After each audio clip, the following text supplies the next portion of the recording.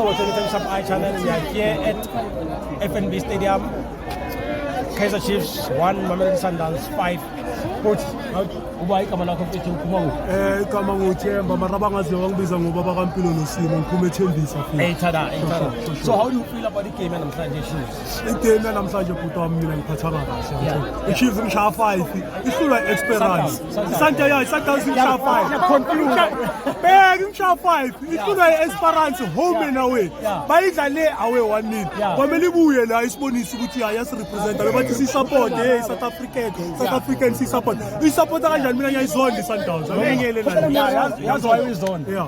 Ukuthi yakushaya. Ngishaya 5. Mamela, mangishaya 5 kanje is fine. You understand?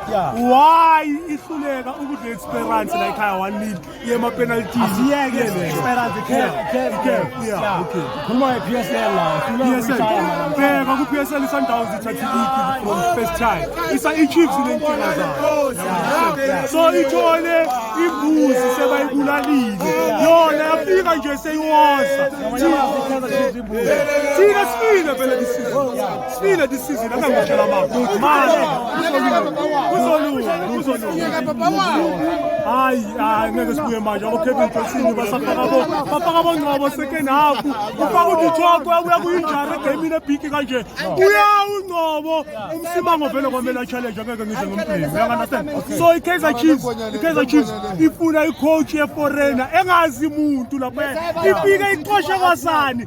Sicalele phansi from asicala ngabo Vilakazi nabo Mdudu nabo Mashiyane. Leyo kuthi kusekela umsimango very slow. Very confused. That's not a red